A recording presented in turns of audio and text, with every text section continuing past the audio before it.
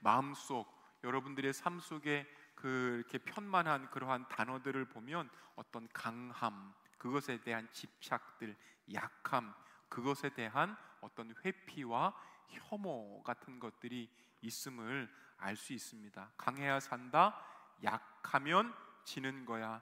성공은 강한 자들의 것을 우리가 우리의 세계관들을 통해서 은연중에 이렇게 추구하는 모습이 있다는 거예요. 약한 것을 굳이 드러내야 되나? 약한 것을 어떻게 하면 감출 수 있을까를 우리 사회에서 배우게 됩니다. SNS를 이렇게 보면 여러분들 것도 마찬가지인 것 같아요. 제 것도 마찬가지인 것 같고, 그 뭔가 인스타그램 같은 거 보면 내가 먹고 있는 거 좋은 음식들 이렇게 찍어서 이렇게 올리잖아요. 그렇죠? 이렇게 막 거저 먹는 거 이런 거 안 올리잖아요. 좋은 거 그때 이렇게 잘 찍어가지고, 야, 나 이거 먹는다. 그렇지 않습니까? 나만 그런가? 똑같죠? 똑같습니다. 여러분, 잘나 보이게 만드는 사물이 있으면 그 때를 놓치지 않습니다. 여러분, 직장에서도 약한 모습을 보이면 무능하다는 말을 듣기 때문에 좀 세 보이는 이제 그러한 인상을 가지려고 합니다. 교회 안에서조차 믿음이 약한 건 뭔가 문제가 있는 사람으로 취급당할 때도 많이 있습니다. 여러분, 그러다 보니까 자연스럽게 약함은 어쨌든 감추어야만 하는 그 어떤 것으로 생각될 때가 많다는 거예요. 항상 괜찮은 사람으로 보여야 되기 때문에 가면을 쓰는 것이, 속이 좀 쓰려도 나는 극단 혹은 극갓 공격에 그렇게 당할 만한 사람이 아니다 라고 가면을 쓸 때가 참 많이 있지 않습니까? 여러분, 근데 오늘 말씀은요, 이 흐름을 정면으로 깨트리는 말씀이에요. 하나님께서 강한 사람을 쓰시는 게 아니라 깨지기 쉬운 질그릇 같은 사람을 쓰신다라고 하는 것, 이것이 오늘 본문의 내용이에요. 여러분, 항아리에 구멍이 나야 물이 흘러나옵니다. 항아리가 어느 정도 틈이 있든지 구멍을 일부러 내든지 완벽하지 않은 그 모습이 있어야 물이 흘러나오는 거예요. 그 안에 내용물들이 흘러나오는 거예요. 2차 세계대전 때에 데스몬드 도스라고 하는 청년이 신앙을 이유로 총을 들지 않고 군대에 입대합니다. 지금도 마찬가지예요. 이제 토요일 날 예배드리는 그 교단이 있죠. 제7일 예수 재림교 안식교라 그래가지고 삼육대학교 혹시 아세요? 삼육두유는 알죠? 네, 그 삼육대학교예요. 거기가 토요일 날 예배를 드리는 곳인데 거기는 집총 거부합니다. 예, 집총을 거부하고 수혈을 해주지 않아요. 이제 그런 어떤 교리적인 문제로 말미암아서 데스몬드 이 청년이 이 교리적인 신앙 때문에 군대는 가지만 총을 잡지는 않는다, 이제 이렇게 했었던 거예요. 신앙 때문에 살인할 수 없다라고 해가지고 군대에 가서 총을 잡지 않고 의무병으로 입대를 하게 됩니다. 총을 잡지 않으니까요, 겁쟁이라고 하는 딱지가 붙은 거예요. 덕분에 동료들로부터 비웃음을 당하고 폭행당하고 고립됩니다. 야, 너 때문에 우리 다 죽는다. 너가 한 명 죽이면 되는데 이렇게 어둠 속에서 너가 이렇게 와가지고 한 명 그냥 죽이면 되는데 너가 총을 잡지 않아서 우리 다 죽을 수 있다. 이제 이러한 어떤 여론 같은 것들이 형성이 돼가지고 동료들로부터 처맞기 일쑤였던 때가 있었어요. 지도를 한번 보시면 여러분, 이러한 지도가 있는데 어딘가요? 저기가 저 어디예요? 어디야 저기가? 나와야 되는데 오키나와, 작년에 갔던 곳이에요. 네, 오키나와 처음 봐요? 네, 오키나와입니다. 오키나와. 저기 이렇게 점이 표시가 하나가 되어 있었는데 2차 세계대전 중에 가장 전투가 치열했던 장소가 저 오키나와였었어요. 오키나와. 오키나와의 헥소고지라고 하는 곳이었습니다. 여러분, 헥소고지 영화 보신 적 있으신가요? 그곳이에요. 헥소고지. 그러니까는 이 영화 제목도 헥소고지고 그 영화의 부제가 뭐냐면 오키나와의 소리라고 하는 그러한 부제가 달려 있었어요. 여기에 도스가 배치가 됩니다.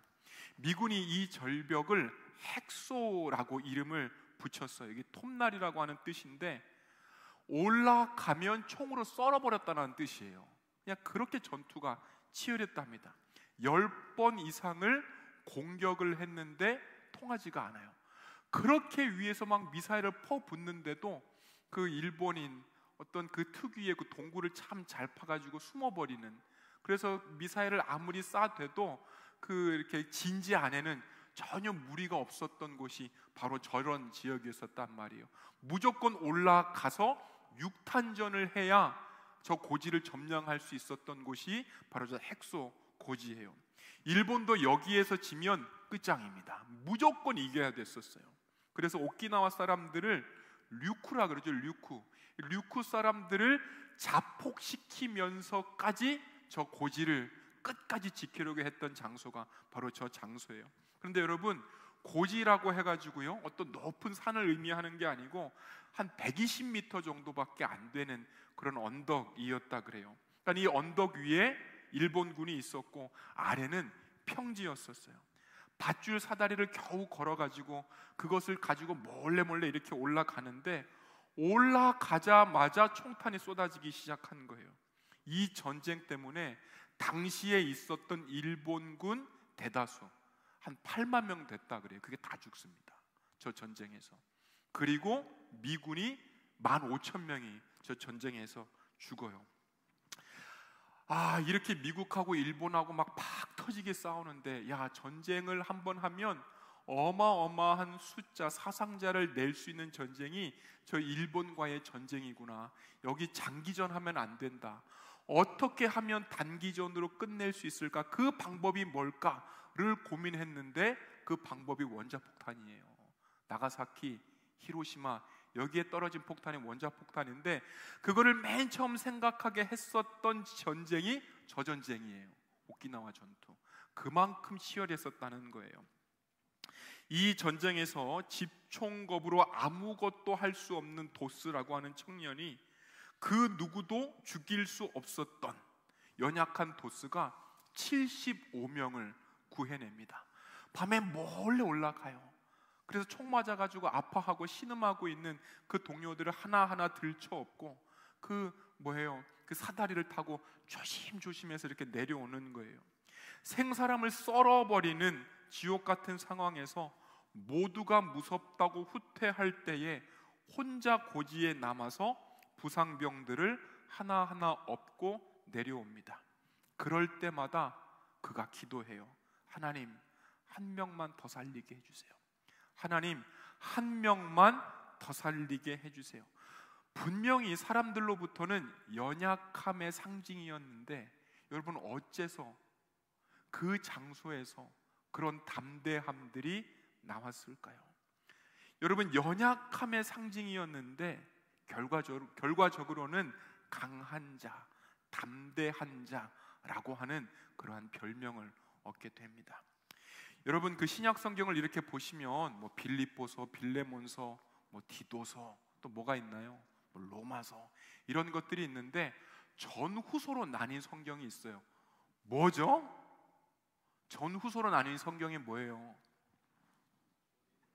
고린도 전후서예요. 고린도 전후서만 전서하고 후서가 있지 다른 서신서들은 전서하고 후서가 없습니다. 이 후서라고 하는 뜻이 뭐죠? 두 번째 책이에요. 전서에서 끝맺어지지 않았던 내용을 후서에서 이야기합니다.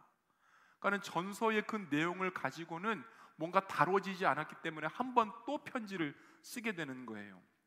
여러분, 전서를 보게 되면 이 바울과 고린도 교회의 갈등으로 끝이 납니다. 끝까지 고린도 교인들은요 바울을 궁지로 몰아요. 이 궁지에 몰린 상황에서 쓴 서신 답변서가 고린도 후서예요. 그 답변의 중심을 보니까 약함이 주제예요. 나 약하다. 여러분, 이게 주제인 거예요. 후에 전체를 쓰면서 고린도 교인들과 설전한 그 내용이 약함에 관한 내용과 어떤 약함에 관한 세상의 관점과 이 약함에 관한 하나님의 관점이 너무나도 그 차이가 있다는 거예요. 여러분, 약함, 믿는 우리들도 그 자리에 서고 싶지 않습니다. 약하다, 유약하다, 연약하다, 깨지기 쉽다, 미안합니다, 병신 같다. 여러분, 이런 말 듣기 싫은 거예요. 누군가 나에 대해서 약하다고 이야기하면 욕하는 것 같고 멀리할 것과 같은 그러한 단어가 이 약함의 단어란 말이에요. 그런데 바울은 이 약함의 단어를 피하지 않아요. 굳이 이 단어를 씁니다. 여러분, 오늘 약함이 오늘 주제인데 왜 이 약함이 주제가 되었을까? 바울은 그를 향해서 너 참 약하다 라고 했었던 그의 제자들, 고린도 교인들로부터 계속되는 아주 집요한 그러한 공격을 받았었던 거예요. 여러분, 우리가 읽지는 않았는데요, 그 1장하고 2장, 오늘 본문이 4장이죠. 1장하고 2장의 그 본문, 혹시 성경책을 가지고 계신 분이 계신다면 한번 펴보세요. 그 장 제목이 어떻게 나오나 보시면 고통스러운 만남이에요. 스승이 제자 교회를 갔는데 그 둘이 틀어져 버려가지고 그 내용 제목이 고통스러운 만남이에요. 눈물의 편지예요. 이러한 제목을 붙일 수 있을 만큼 이 두 관계가 완전히 틀어집니다. 디도가 중재를 하는데 남은 아픔들이 여전해요. 바울, 너 스승인 건 알겠는데 가짜잖아. 바울, 너 스승인 건 알겠는데 너 사도라며. 사도는 그럴 수 없어. 너 가짜잖아. 이러한 의문들이 계속 바울을 갖다 찌르는 거예요. 여러분, 이 지도자 사도상에 대한 당시의 세계관과 주님의 세계관이 그만큼 달랐습니다. 분명히 고린도 교회를 바울이 세웠음에도 불구하고 여러분, 관점의 차이로 말미암아 서로 죽이고 싸우는 그러한 어떤 모습이 오늘 모습이었었던 거예요. 고린도 교회 성도들이 복음을 받아들였는데요, 그 당시 그 지역을 점령했었던 세계관은 여전히 매력적이었습니다. 결국 주변의 세계관들, 주변의 생각들로 스승 바울을 평가하기 시작하는 거예요. 여러분, 저를 보세요. 뚱뚱해 안 뚱뚱해? 뚱뚱하잖아. 여러분, 뚱뚱하다 그러면 보통 이렇게 딱 드는 생각이 뭐죠? 목사가 저렇게 몸이 커서 되나? 뭔가 좀 말라야 되고 좀 이렇게 좀 연약해 보여야 되고 그래야 이렇게 눈에서 부리부리 광채도 좀 나고, 근데 쟤는 뭘 먹어서 저렇게 살찐 거야? 이렇게 이런 마음이 이렇게 싹 들지 않습니까? 안 들어? 안 드는구나. 그래요, 들잖아요. 뭐 어쨌든 뭐 그렇다는 거예요. 이렇게 몸에 대한 그 세계관, 가치관들도 나라마다, 지역마다 또 다르다는 거예요. 한번 볼까요, 여러분? 주변의 생각들로 스승인 바울을 평가를 했는데, 그럼 그 당시 고린도 교회를 지배하고 있었던 세계관들이 어떠한 세계관들이었냐, 이걸 보자는 거예요. 지도를 한번 보실게요. 지도를 한번 보시면 저기에 조그만 점 하나가 보일 거예요. 보이시나요? 예, 고린스 혹은 뭐 고린투스라고 하는데, 여러분 그 위에 거를 보시면 저게 그리스예요. 그리스 지역이고, 아래가 그 다음에 이제 고린스, 요 아래 조그만 반도가 펠레폰네소스라고 하는 그러한 반도예요. 그러니까 펠레폰네소스라고 하는 그 아래 지역하고 그리스를 잇는 그 조그만 그 해협, 여기에 고린도라고 하는 그 도시가 있었습니다. 그러니까 이 고린도에서 서쪽으로 나가면 로마하고 무역을 하는 거예요. 동쪽으로 나가면 터키하고 이집트하고 무역을 하는 거예요. 그러니까 한 도시 안에 항구가 2개예요. 그리고 또 폭이 6km밖에 안 된단 말이에요. 그렇게 좁은 해협이었어요. 그러니까 육상 운송, 해상 운송의 최적지가 됩니다. 그 다음 그림 한번 보여주실래요? 이제 저런 해협이 있고, 그 다음 거 한번 보여주실래요? 이런 게 있었어요. 그 당시에 2000년 전 당시에 디올코스라고 하는 뭐 보는 것 같아요, 여러분? 한번 맞춰보세요. 그냥 뭐 보는 것 같아요, 저거? GPT 찾지 말고 뭐 보는 것 같죠? 운하예요. 저게 운하. 2000년 전에 저런 운하가 있었던 거예요. 그러니까 저 그 바닥에다가 돌을 깔고 그 위에다가 통나무를 이렇게 놓고 배를 끌어가지고 6km를 육상으로 운반을 해줘요. 그러니까 그 당시에 주변에 있던 모든 배들이 이 지역으로 옵니다. 배들이 왔다. 그럼 무슨 뜻이에요? 물자가 오는 거예요. 물자가 왔다. 무슨 뜻이에요? 돈이 온다는 거예요. 돈이 왔다. 무슨 뜻이에요? 사람들 모이는 거예요. 그렇게 사람들이 모였고 번성했던 도시가 저 고린도라고 하는 그런 도시였습니다. 여러분, 이런 곳에 물자가 많았고 여러분 사람들이 많이 왔음에도 불구하고 여전히 가난했던 사람들은 많았었어요. 힘든 상황과 형편 때문에 이익 집단들이 발생을 해요. 그 요즘에 이렇게 쿠팡 플레이인가 아닌가 거기서 이렇게 보면 탕류 보고 계시는 분 보고 계시죠? 탕류 열심히 일들만 하시네요. 예, 그 탕류라고 하는 그 이제 드라마 같은 게 있는데 재밌더라고. 여러분 예전에는 그 깡패라고 하지 않고 왈패라고 했던 것 같아요. 왈패. 뭐 어쨌든 이 고린도 그 지역에도 왈패라고 하는 그러한 이익 집단들 조직들이 있었던 것 같아요. 누구 편에 서느냐, 누구의 라인에 서느냐가 그렇게 중요했습니다. 그것이 오늘과 내일의 밥줄이 되기 때문에 그랬어요. 이러한 삶의 방식, 패를 가르고 편을 만들고 어디에 붙어야 되느냐라고 하는 이러한 삶의 방식들이 교회 안에도 작동합니다. 그래서 여러분 이 말 들어보셨을 거예요. 아볼로파, 게바파, 그리스도파, 바울파, 이렇게 교회 안에서 여러 파들이 나뉘어져서 서로 물고 뜯고 했던 교회가 고린도 교회예요. 엄청난 계급들이 있어서 동일한 신분에도 차이가 납니다. 여러분 이렇기 때문에 어떻게든 살아남아서 상승을 하는 것, 검지가 되는 것, 우두머리가 되는 것이 그 당시 그들의 꿈이었었던 거예요. 때문에 가장 경쟁적이고 강한 자가 살아남는다라고 하는 생각들이 일반적이었다 그래요. 이러한 계급주의들 참 신기해요. 이러한 계급주의들을 영에도 적용을 합니다. 영에도 적용을 해서 방언하면 1단계, 투시의 은사다 2단계, 병을 낫게 해준다 3단계, 이런 식으로 어떤 성령의 은사들을 단계로 나누어서 그 단계로 사람들을 평가했었던 지역이 교회가 저 고린도 교회였었던 거예요. 조직, 계급, 이익, 상승, 강함과 같은 단어들이 높게 평가를 받습니다. 여러분 복음을 받아들였는데 이 주변에 이러한 세계관이 여전히 유효하고 너무나도 세서 바울이 그렇게 세계관에 물든 고린도 교회를 보면서 야 제발 좀 그만해, 그만 그렇게 행동해 라고 표현해요. 우리 말씀을 한번 읽어볼게요. 읽어보시겠습니다. 시작.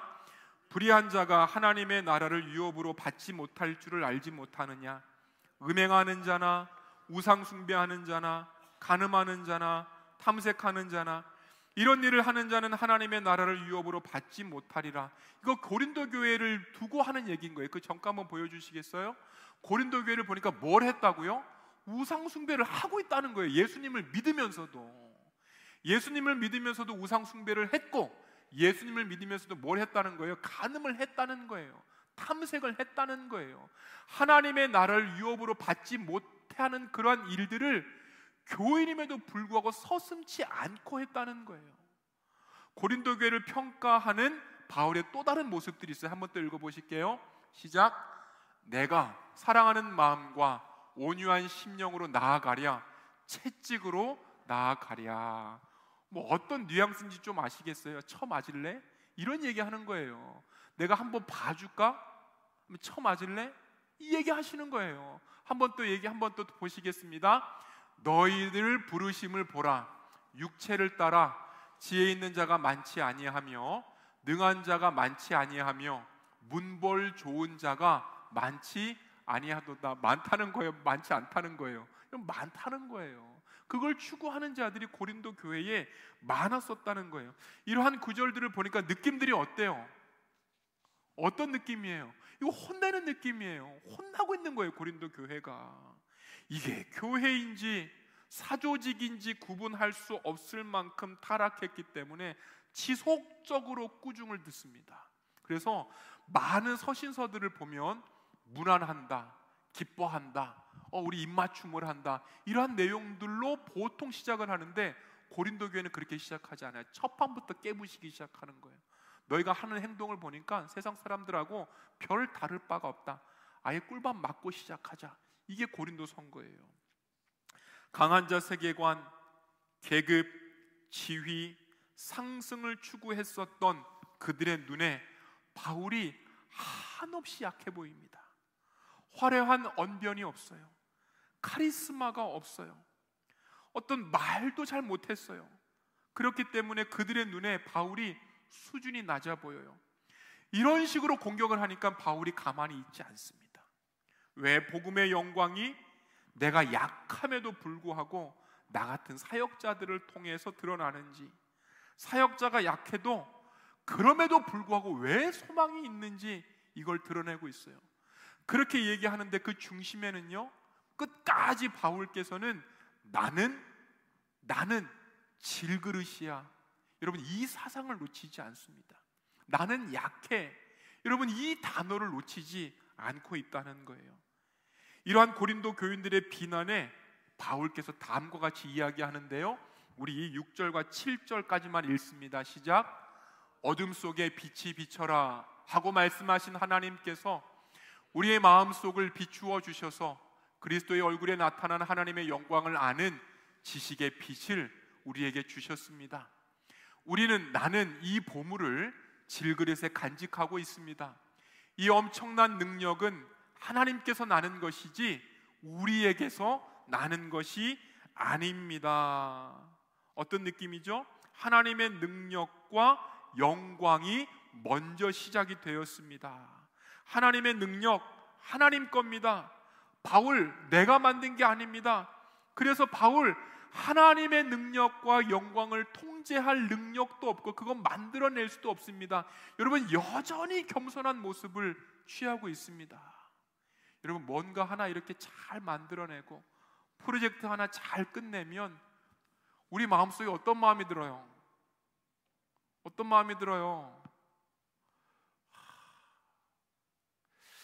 이 새끼들 좀 인정 좀 해줘야 되는데, 뭐 이런 마음 들지 않습니까?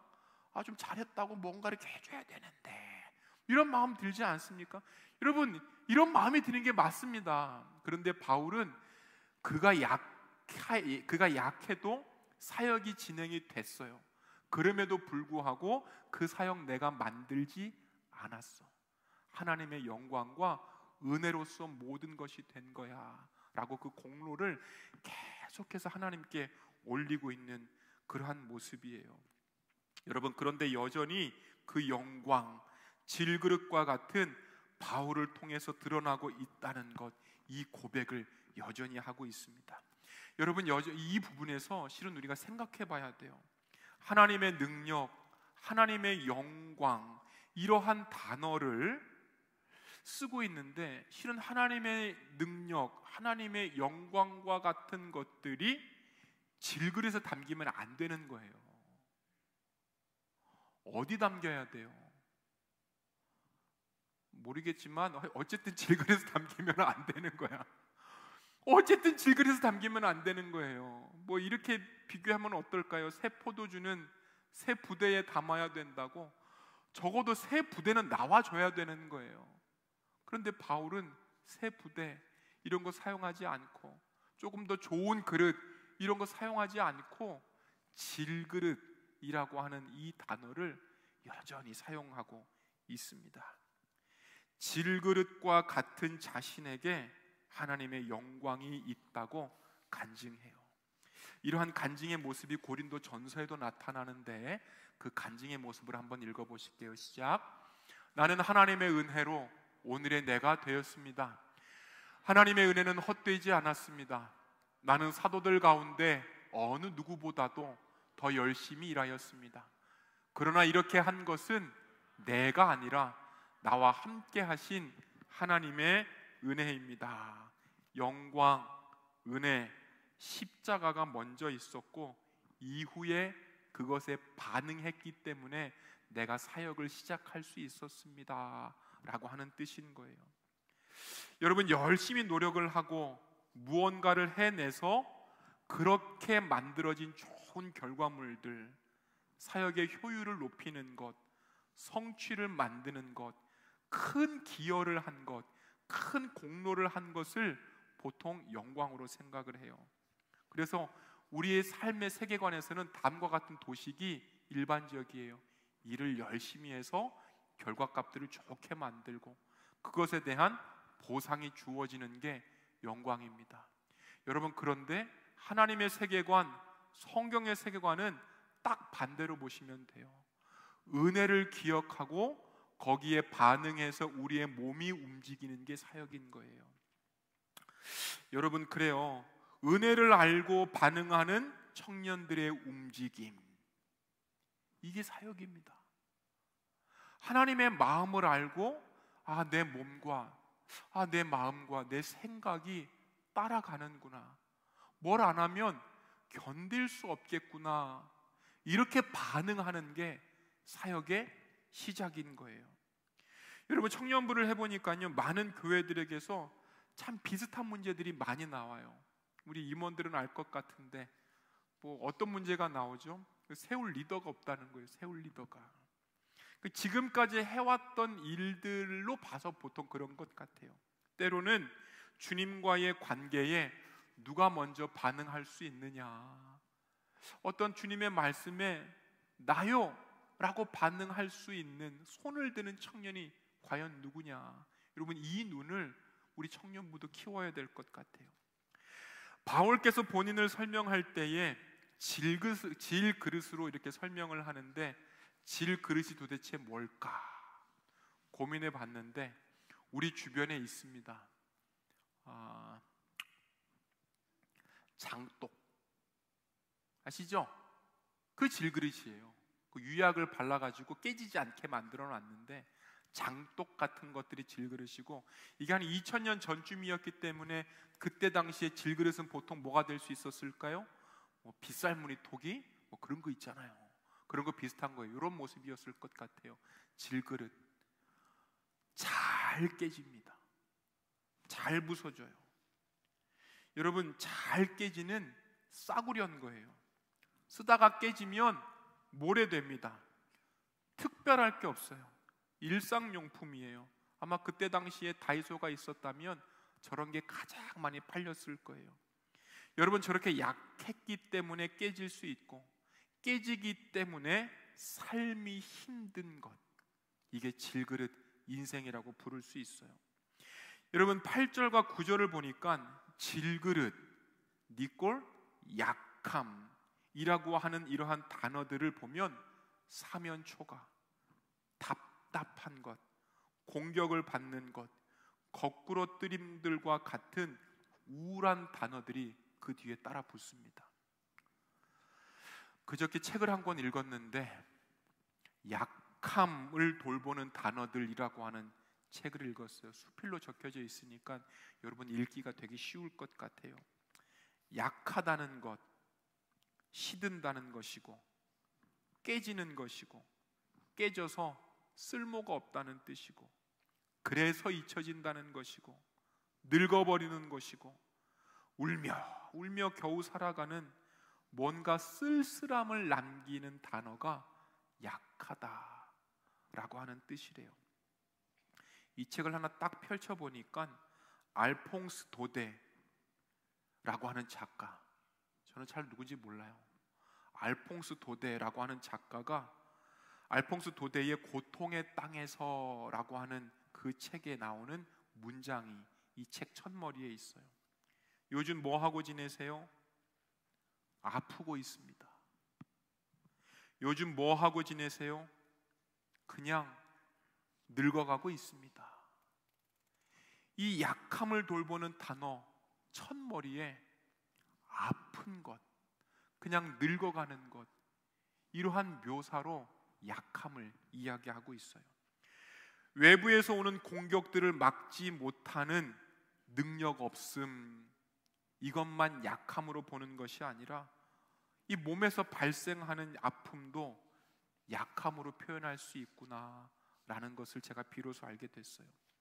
하루가 더해갈 때마다 몸의 움직임이 예전 같지 않습니다.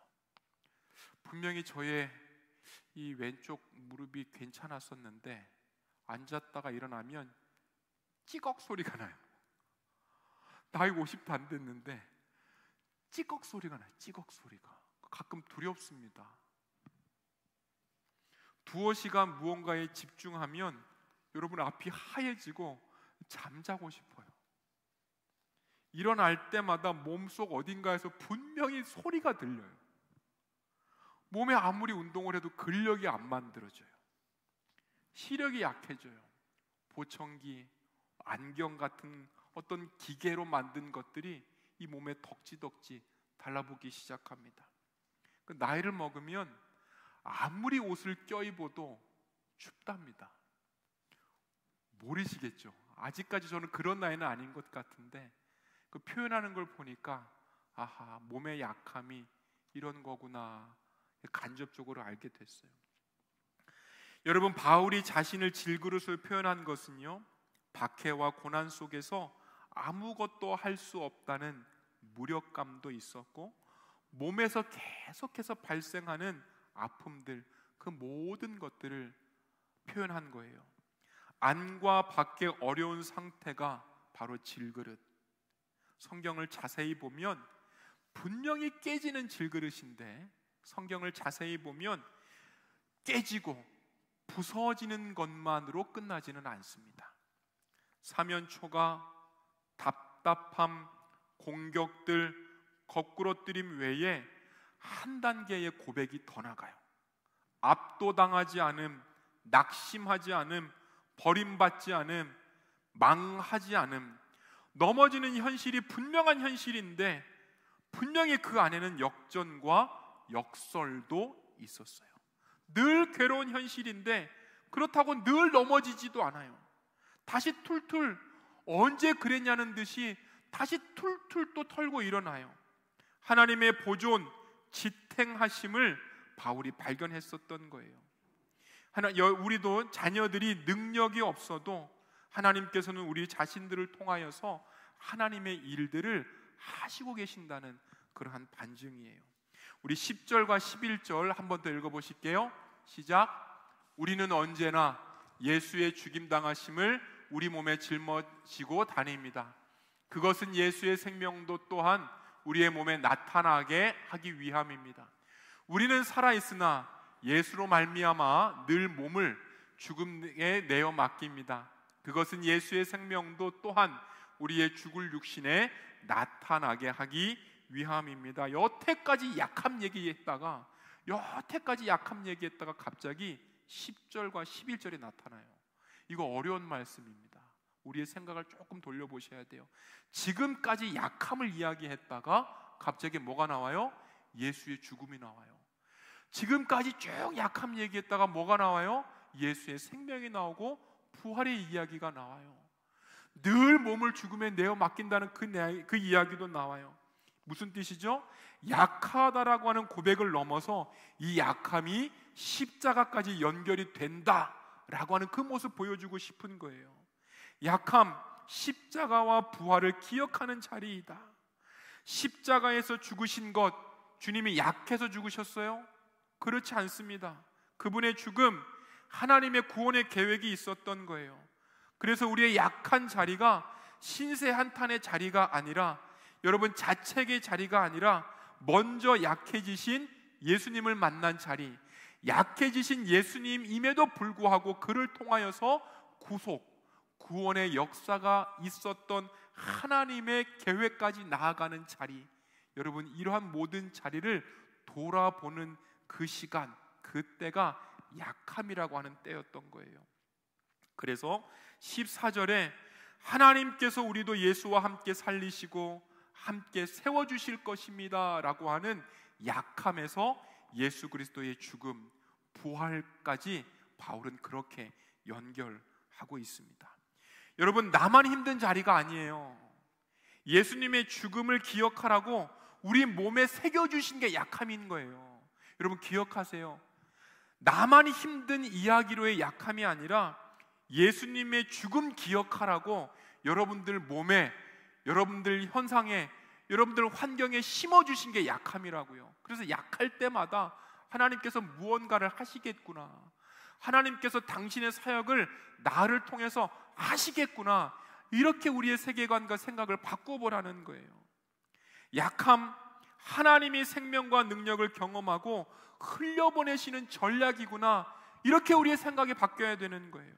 그래서 바울이 끝까지 강함을 강조하지 않고 약함과 질그릇이라고 하는 단어를 끝까지 강조합니다.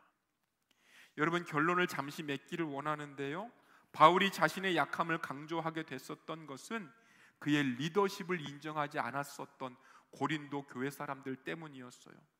힘이 있는 자가 살아남는다, 돈이 있어야 됩니다, 말을 잘해야 됩니다, 능력이 있어야 됩니다, 이 익숙한 고린도 교인들에게 약함은 수치였어요.